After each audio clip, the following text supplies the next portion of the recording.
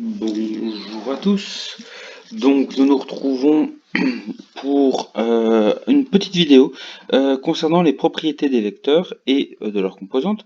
Donc je reviens ici sur ce schéma que vous avez dû faire au cours d'hier. Ce schéma, on a tracé un angle droit et donc on fait apparaître un triangle rectangle et on va pouvoir déterminer la norme d'un vecteur ici comme étant l'hypoténuse de ce triangle. Donc nous allons faire ce côté au carré, 3 au carré, plus 2 au carré est égal à ce côté au carré. Donc maintenant je vais passer sur le cours et je vais noter ces informations. Donc le dessin va disparaître, mais vous l'avez normalement fait, et si vous ne l'avez pas fait, faites-le. Vous l'avez déjà fait dans cette page.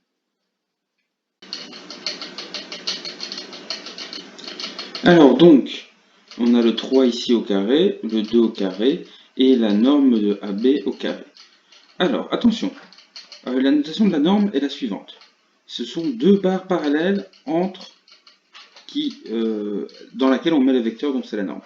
Et donc, ici, nous, on veut la norme, donc on ne veut pas le petit carré ici. Donc le carré, on va le passer de l'autre côté, et il va devenir, comme on l'a vu précédemment cette année, une racine carrée, ce qui va nous donner...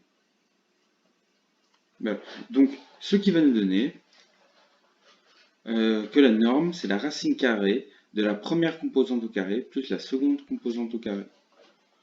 Donc, si on voulait faire une formule, on obtiendrait quelque chose du genre, donc, hop,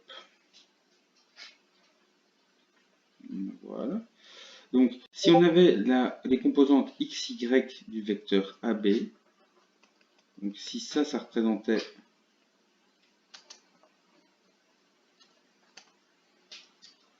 les composantes du vecteur AB, et bien dans ce cas-là, hop, je vais me tromper la tête, la norme de ce vecteur, ce sera la première composante au carré, hop, la deuxième composante au carré, le tout sous une racine carrée. Ceci est la formule de la racine carrée et c'est ce que nous retrouvons ici, dans l'encadré de la page suivante.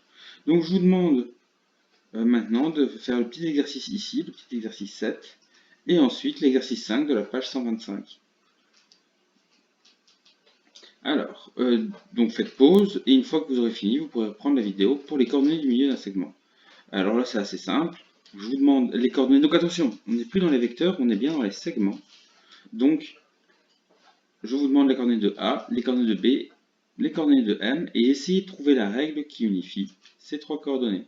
Donc, bon, il y aura les informations et les réponses en dessous. Et ce sera tout pour la partie théorie d'aujourd'hui.